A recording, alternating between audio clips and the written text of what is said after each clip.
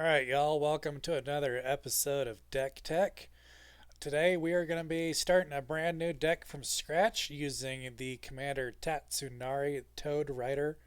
It costs 2 colorless and 1 black mana for a 3/3 legendary human ninja. It says whenever you cast an enchantment spell, if you don't control a creature named Kaimi, create Kaimi, a legendary 3/3 black and green frog creature token with when you cast an enchantment spell, each opponent loses 1 life and you gain 1 life.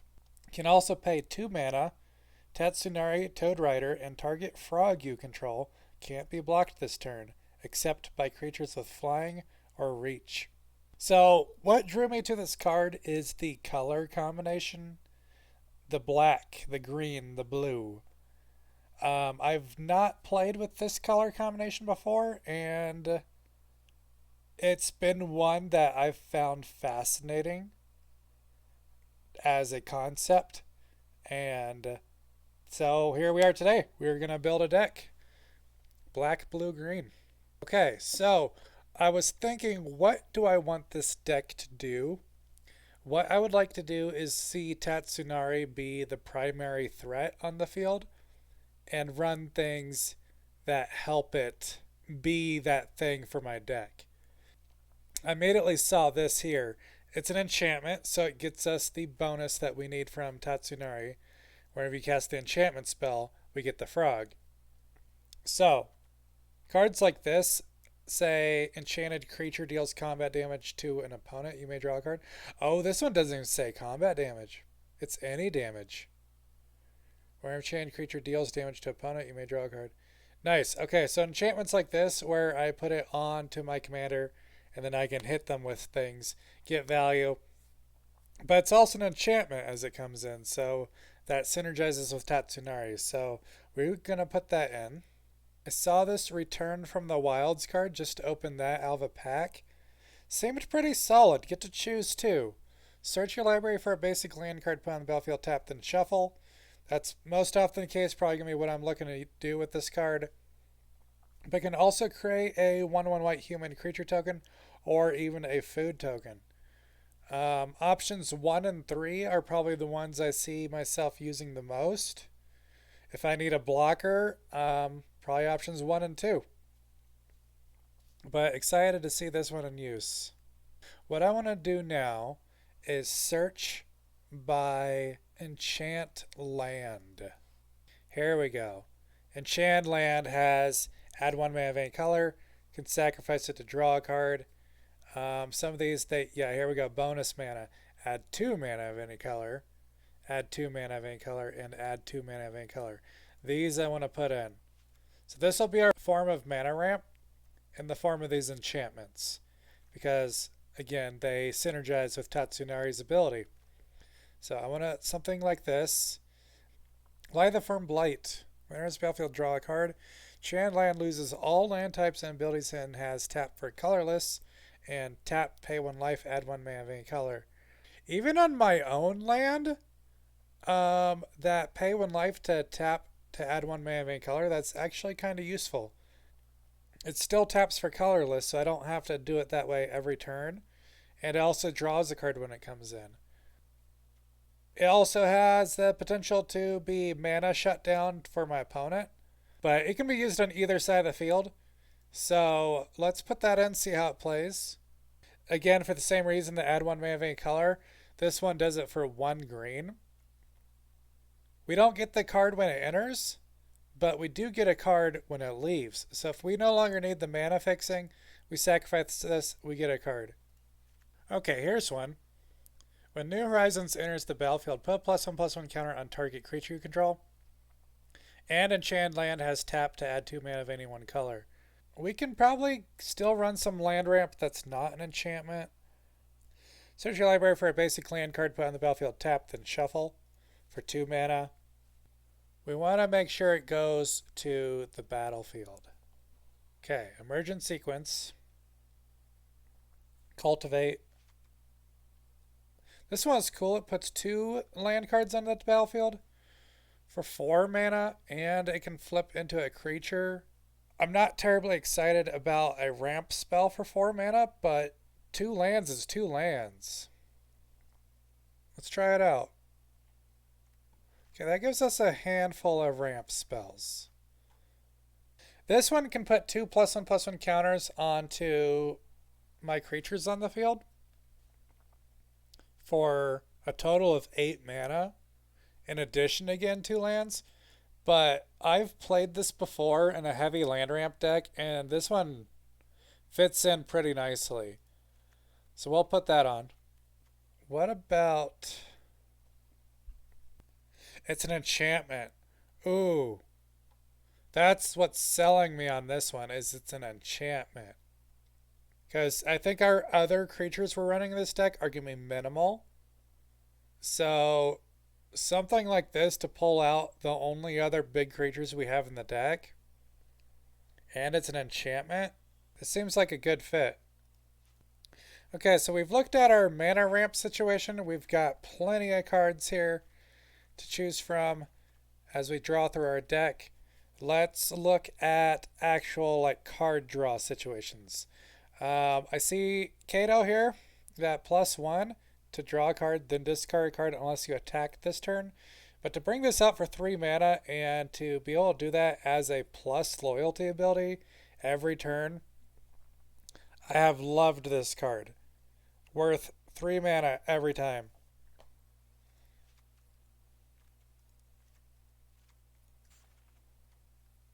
If I'm running 3 or more colors, I kind of like to run these Evolving Wilds and the Terramorphic Expanse. Fetches for any basic land card but comes in tapped. So it's pretty much a guaranteed tapped land, but it gets for what I need. And it pulls a land out of the deck, so less likely to draw a land later in the game. Broker's Hideout is essentially doing the same thing as the Evolving Wilds in this case, but it only looks for 3 different types of lands, but it also gains 1 life. In the right color coordinations, these are really the land to look for if we're okay with the tapped land. Okay, we need a Commander's Tower. There it is, Command Tower. I like Ether Hub because it taps for any color we need as a one-time use, but it enters untapped, and we get a guaranteed colorless when we need it. Big fan of this card. I plan on having my commander out a lot. We'll put in Rivendell. Otawara is as good as an island, and it has the channel ability. Not running a lot of creatures in here, so I'm thinking something like this actually is going to be ideal. This one's as good as a swamp, but we also have another channel ability. This one enters tapped unless we have 2 or more other lands. I said that backwards. If you control 2 or more other lands, enters battlefield tapped. But it can also become an XX green Hydra creature. Let's put that one in. We'll put in Reliquary Tower. No maximum hand size. The colorless kind of hurts once we start pushing 3 to 5 colors. But I can see this deck drawing some cards. So we want that Reliquary Tower. I want to try out this Drannith Ruins. It says pay 2 mana, tap it to put 2 +1/+1 counters on target non-human creature that entered the battlefield this turn. This should be pretty easy to play around with the Kaimi trigger, creating the 3/3 black and green frog. Okay, now let's look at our dual lands. Start with these. I like these ones a lot. We get guaranteed colorless, or we can tap for blue or green, but it deals 1 damage to us. But in my experience, I'm only using the color ability maybe 0 to 2 times in a match. Most time I can use it just for the colorless ability. But when I need to, I can still have the color option. But again, I am not using it very often, so the hurt from these is pretty minimal. Huge fan of these. Right now I'm just going through and looking for the ones that basically have a chance of coming in untapped due to a particular criteria being met, or in this case, I think I might also run one that's guaranteed tapped, but it also gains us a life. So at least we're getting something out of it, but we do know it will enter tapped. Pathways, I'm a big fan of. Love pathways. You can either play it as the green side or you can play it as the blue side, but once it's in play, it's fixed. So that's the downside of the choice of being flexible, but we never have to worry about entering tapped.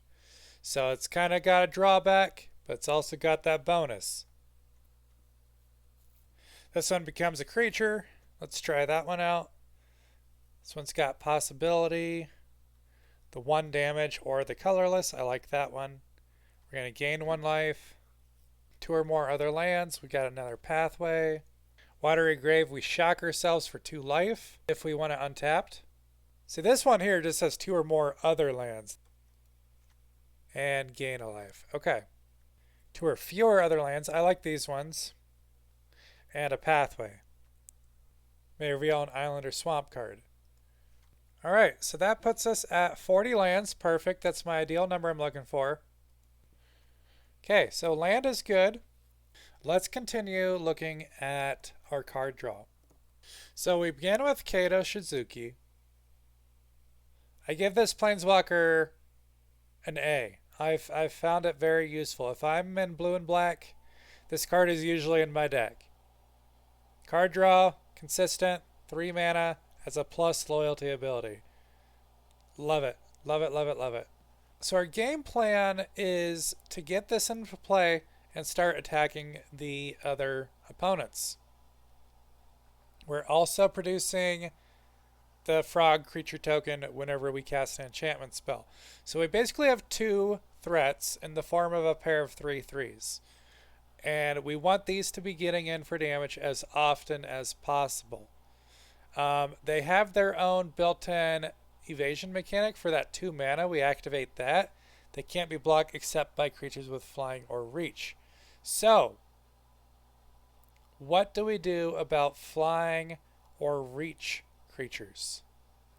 I think I know just the thing. Destroy target creature with flying. Cards like this. Destroy target artifact, battle, enchantment, or creature with flying. But can we get that in enchantment form? How about we search enchantment and flying. This is the one I had in mind. Enchanted creature gets -6/-0 and loses flying. Flash for 2 mana. Enchant artifact or creature. As long as enchant permanent is a creature, it gets -3/-0 and loses flying. I love it. Unfortunately, we couldn't find this type of card in an enchantment form, but I do want to run 2 of these. This one is the best I've seen in this category. It's only 2 mana. It destroys an artifact, battle, enchantment, or creature with flying. It gives 4 options as a 2 mana spell. That deals with our flying for what we found in enchantment form, or a couple of those green spells that destroy flying creatures. 3 mana for a 2/2 human wizard. Constellation. Whenever an enchantment enters the battlefield under your control, put a +1/+1 counter on target creature. That creature gains flying until end of turn. I'm a fan of Colossal Sky Turtle for the double channel ability. We can discard it to return target card from graveyard to hand, or we can discard it to return target creature to its owner's hand. Let's now refocus on card draw. But let's try to find it in enchantment form. Combat research, curious obsession. So these were, whenever they deal damage, we draw a card. I want to run a bunch of these. Whenever you draw a card, put +1/+1 counter on target creature you control. I like this card a lot, but we have to sink 7 mana into it just to get to the card draw counters. It is an enchantment though, and it's only 1 mana. Mischievous Catgeist. The disturb cost for 2 mana is really what I'm looking at.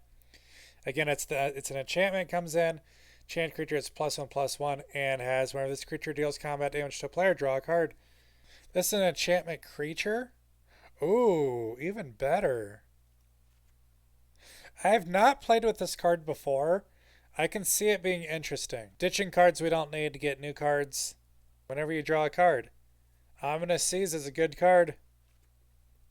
I see this cracking a lot in my other mono blue deck. It's an enchantment, and enchant permanent has hexproof. This one is a little expensive for my playstyle just for the hexproof aspect of it for 3 mana. But because it's an enchantment and that is what our deck is doing, suddenly this card looks appealing. All creatures attack enchanted creature's controller each combat if able. Put this on my own creature. Force my opponent to attack with everything at me. That's going to result in a lot of attacks that they don't want to be making. Modern Age kind of helps accelerate the deck for 2 mana. And it's an enchantment. Rhystic Study. Oh, that's a no-brainer. That's an enchantment. The Bath Song is catching my eye here. Draw 2 cards, then discard a card. We get to do that twice for 4 mana. And then on the final ability, shuffle any number of target cards from your graveyard into your library and add 2 blue. I'm feeling favored toward it right now. I love this card draw ability. Alright, we're going to put Jin in. Phyrexian Arena is 1 life per upkeep. Draw a card. Card like Phyrexian Arena is going to go in the deck. Lord Skitter's Blessing does the same thing, but only for 2 mana. But it does require enchanted creature. But it creates one when it enters play, so it satisfies its own requirement so long as we maintain that.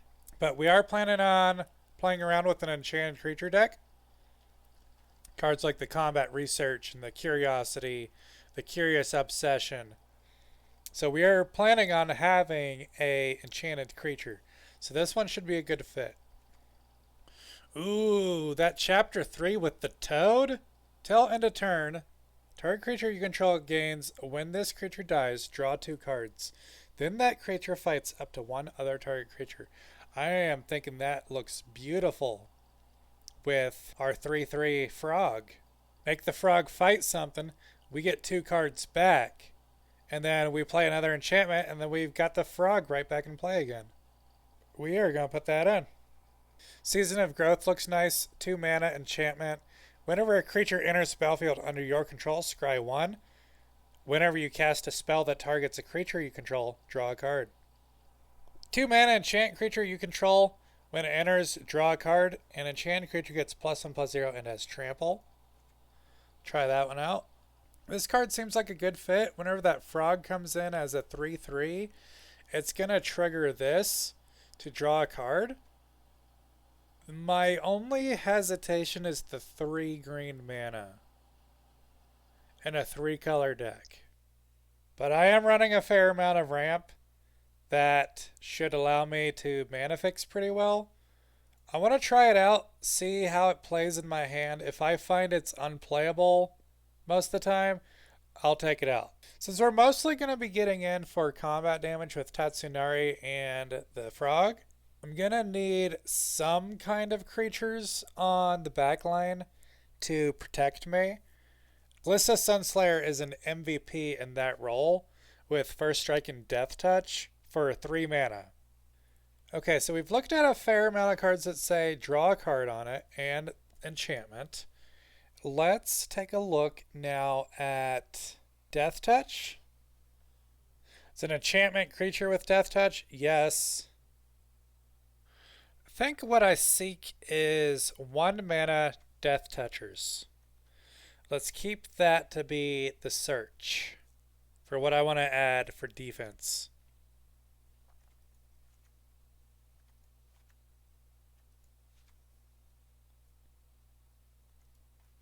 This one is curious because we get a 2/2 for 3 mana that enters play with 3 oil counters on it.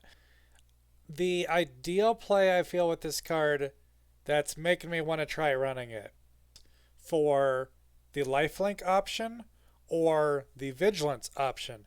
And I get to do that 3 times. I like a card like this.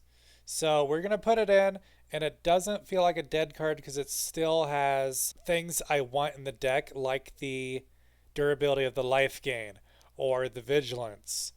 And this card fulfills that role. Okay, so we have 12 slots left in the deck.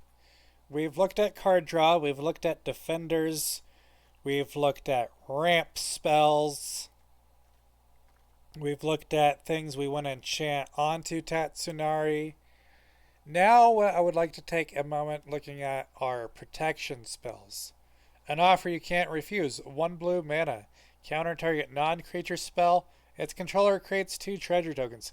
But for 1 blue mana, I love this card. This is my sweet spot right here when it comes to protection spells I look for. 1 mana. They're probably getting something back, or it's got a serious criteria to be met. But these I find are very useful. Similar cards would be Dive Down. Target creature you control gets +0/+3 and gains hexproof until end of turn for 1 blue. This is almost always in my deck if I'm playing blue. Essence Flux, very similar. Exile target creature you control, then return to the battlefield under its owner's control. Someone tries to kill a creature of mine using a removal spell. I exile it, return it. It's safe. Miscast. I like An Offer You Can't Refuse a lot better because it hits any non-creature spell.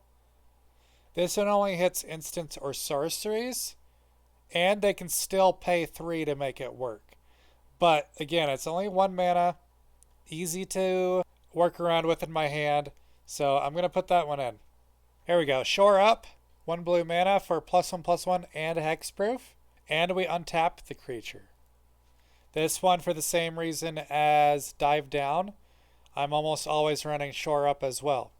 Slip out the back. Put +1/+1 counter on target creature, and it phases out. Spell Pierce, counter target non-creature spell unless its controller pays 2. We're not really worried about countering their creatures. I'm mostly running any kind of counter spells to try to protect my own stuff. If they try to remove Tatsunari with a kill spell, I want to be ready for it. And I also only want it to cost 1 mana. So when Tatsunari is good to go, I have 4 mana. I play this for 3. 1 mana is with a card in hand to defend if they try any shenanigans. I think we still have some protection spells in green I can play. Snakeskin Veil, +1/+1 counter target creature. It gains hexproof till end of turn. Tamiyo Safekeeping. Target permanent you control gains hexproof and indestructible until end of turn and gain 2 life.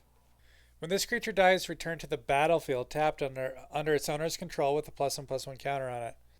It does get around board wipes. The problem with cards like Shore Up with the hexproof or the Essence Flux with the temporary exile and it comes back in, they're susceptible to board wipes.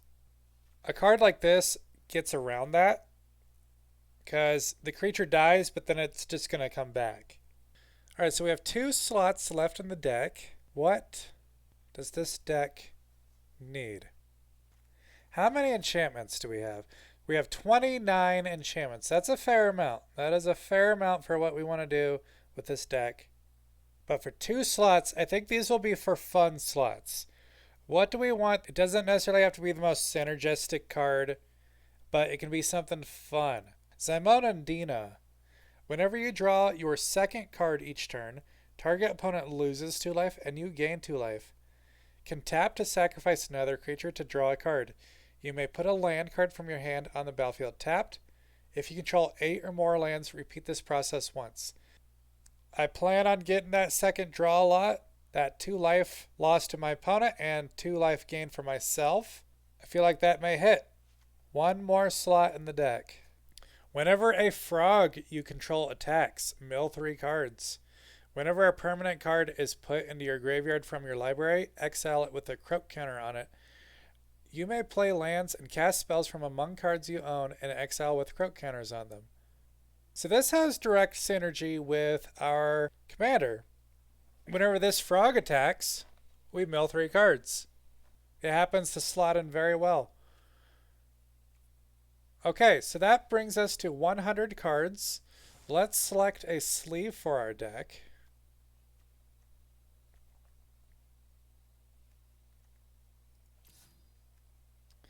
Kind of our colors.